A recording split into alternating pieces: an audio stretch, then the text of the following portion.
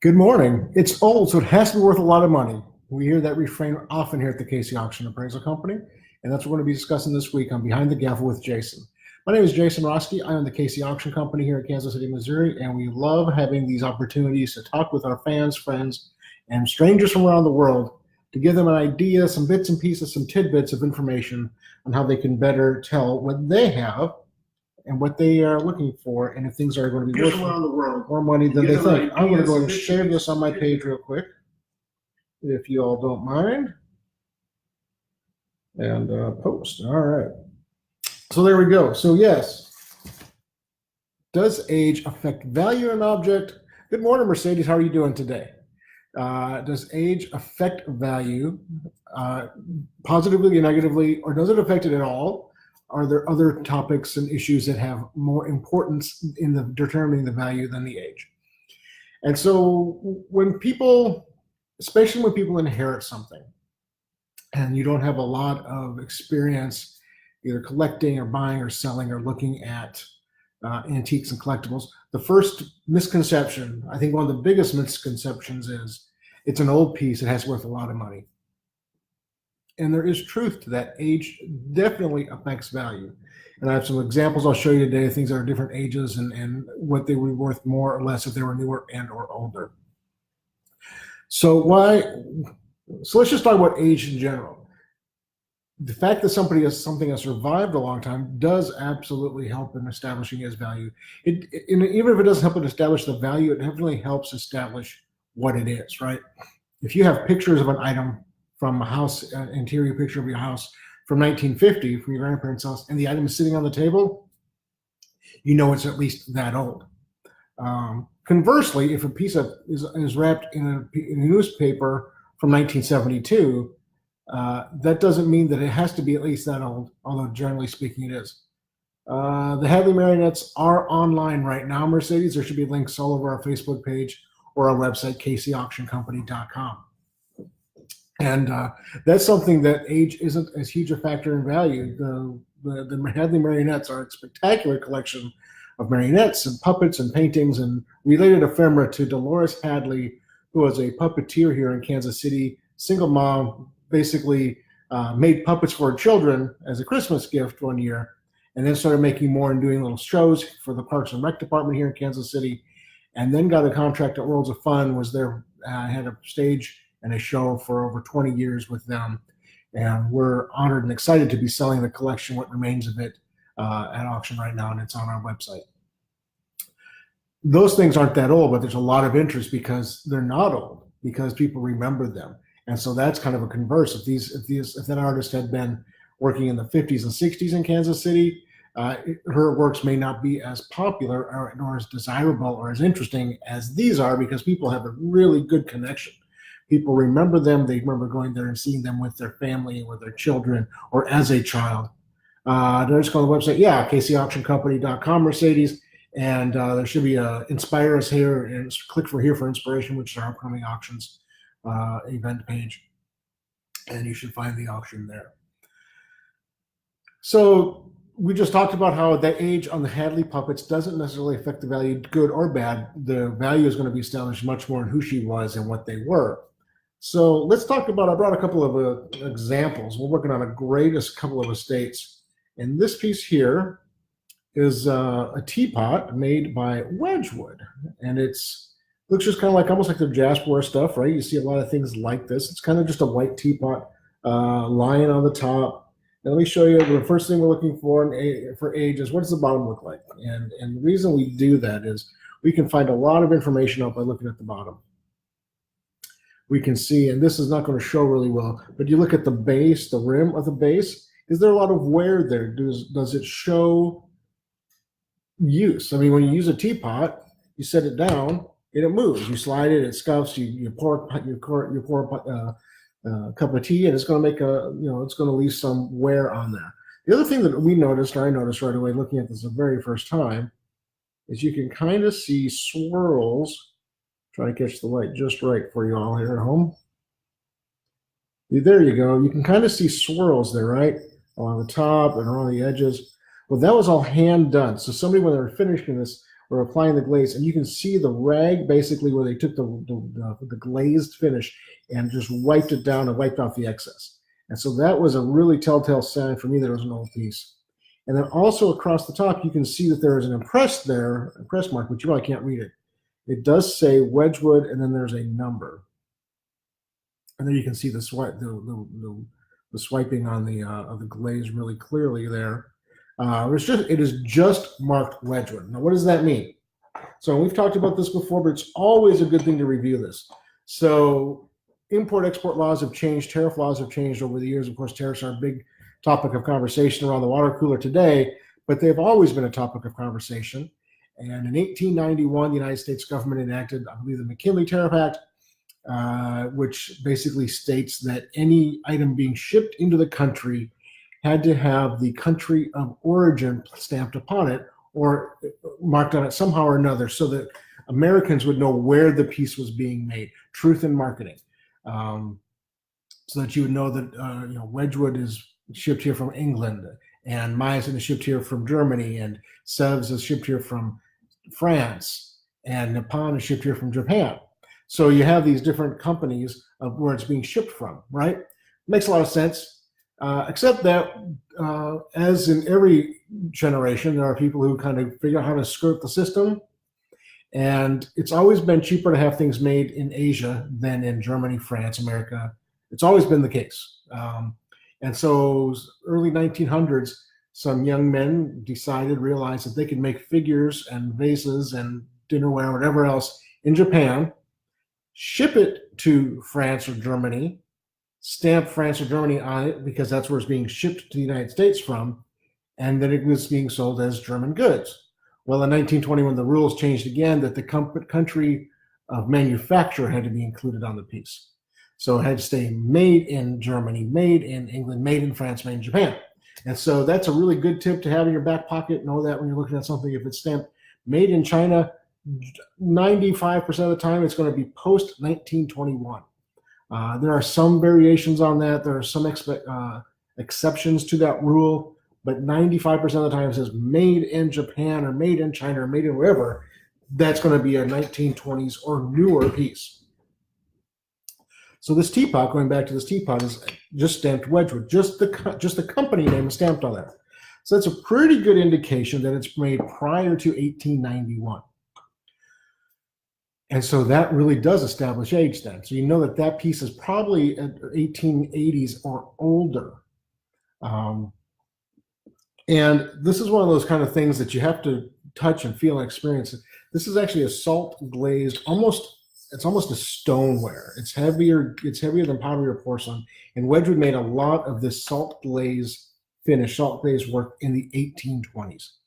And just doing a quick bit of research, this teapot is actually from the 1820s. If this piece was, and so this piece retail is worth in the $400 or $500 range because it is from the 1820s. If it was from the 1920s, it's probably worth $75 to $100. So in this instance, age absolutely affects value if you're comparing similar items, right? So if you're comparing this to a generic piece, you can't do it. If this was a less expensive piece in the 1820s, then it wouldn't be worth as much. Wedgwood was always kind of a more premium brand. So let's look at something else. This is from the same estate. It's almost guaranteed to be a piece of Thomas Webb Glass Company, cased. So you can see on the bottom here, we have the white interior and this pink to cranberry glass color. So it's cased glass. That's one has two different colors wrapped with each other, enamel decorated vase. And again, this is 1880s, 1890s, maybe 1900.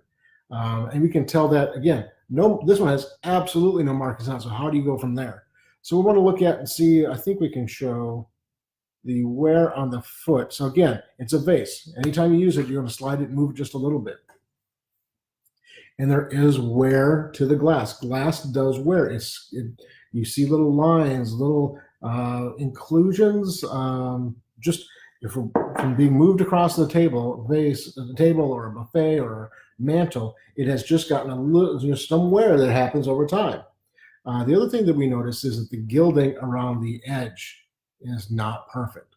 And that happens when people, putting flowers in and out, washing it. This lip is always going to be the most susceptible to the gilding being worn off. And this is worn, probably about 70% is worn off. So again, it helps you determine age. I have another piece from a different estate. Again, it looks like a great piece of antique art glass, right? It has the pulled the heart and vine pattern, which has been around for a long time. Fenton, I think Imperial used this a lot in the 19-teens and 1930s. This piece, if you look at the bottom, let me try and get the light bouncing right here. There we go. I just had it. You can see that it is very clean. And that little bit of discoloration at the top of it as you're looking at it, that's in the glass itself. That's not from wear. So there's really no wear on this at all, which doesn't make sense, right? Because it's a perfume bottle. This should have been used regularly back in the day. It also has just a stopper. A perfume bottle like this originally would have had a long spout on it that you'd have dabbed your perfume behind your ear to smell good when you're going out for dinner with your husband. Because men didn't wear perfume. Still don't. They work alone. But it's it's a pretty little perfume bottle. And all three of these instances, actually, age does affect value, right? Which is unusual that I happen to pick three things that it does. So this perfume bottle is probably worth, it's a 1970s or 80s, just a nice piece of art glass. It's probably going to sell at auction in the $50 to $60 range. If that was a good antique Fenton piece, it's probably 3 times that. So if you have similar items that are old and new, the older one is almost always worth more, especially if it's the original, right? So these, if we had an original Fenton art glass perfume bottle from the 1920s and the reproduction from the 1980s, the original is going to be worth more. Where age does not affect value is just in its survival. Books are a classic example of this. We get calls every week. I have a lot of old books on a bookshelf from my grandmother. They're old. They have to be worth a lot of money. Hi, Winfred. How are you doing today? Thanks for saying hi. If you have any questions, go ahead and post them. Again, if anybody's watching, if you have questions, please post them here. Send us a direct message. We love to answer questions during the video, but we watch this, we get notifications regularly. So if you're watching this either on YouTube later on or our Facebook page, please go ahead and post pictures or questions and we'll be happy to answer them for you. So we were talking about the idea that age does affect value if you're comparing similar items, right? If you're comparing a new piece to an old piece and they're very similar, then the old piece will, generally speaking, have more value. Where it doesn't necessarily make a difference is in things like books and things in large mass quantities and things that were lesser expensive or cheap new. If something was mass produced, the odds of survival go up. If there was 1 million widgets made, the possibility that 10,000 of them survive today is pretty good. If there's only 1,000 of a widget made, the odds of 10,000, even 100 of those being around today are not so good. So you have to look at, what did we start with? What kind of production levels did they have? And was there a possibility that there's just more or less of them available against supply and demand? Old turquoise. I'm assuming you're asking about jewelry. And does the age on turquoise make a difference? The turquoise, not so much, because turquoise is obviously old as rock, right? So what it's set in could affect value age-wise. Jewelry, of course, if you have old, let's talk about Navajo jewelry, because Navajo, when I think of turquoise, I immediately go to Navajo Native American silver and turquoise jewelry. We sell a lot of that, so it's right in my, when it comes to the forefront. Aged, again, absolutely. If it's an older piece and you're comparing it to a newer piece, generally speaking, the older piece will have more value, unless the newer piece is made by a recognized craftsperson, jewelry artist, or was sold in a high-end store. Again, generally speaking, things that cost more money new will have more value secondhand in an antique market. And I know I'm here in Kansas City, Hall's department store has really nice quality name brand, jewelry and silver and china. Those things will always have more value going forward than a lesser quality, lesser expensive piece bought at, I don't know if there's a Sears left in Kansas City, but you understand what I mean. You have to compare the source, right? Just because it's an old piece doesn't necessarily mean it's going to be a lot of value to it, but it definitely helps intrigue people. and drive interest. It might be worth the same, but easier to sell if it's an old piece. If you have, a Navajo ring from the 1960s and a Navajo ring from the 1930s that are similar in every way, the older piece, if proven, if there's ways that you can prove that, will probably have some more value because it is another 30 or 40 years old and more towards the beginning of that booming industry that was down in the Southwest. And so anytime that you have things from an earlier, those usually have a more value. There's connection to the earliest methods and the earliest sellers and collectors. There's usually more value to it there. So that's interesting. Again, thank you all so much for watching. We're going to start wrapping this up. Sorry. We have a lot of Lalique and Sabino and other crystal we might want to sell. We'd be happy to talk to you about selling that, Winfrey. We sell a lot of good collectible glassware.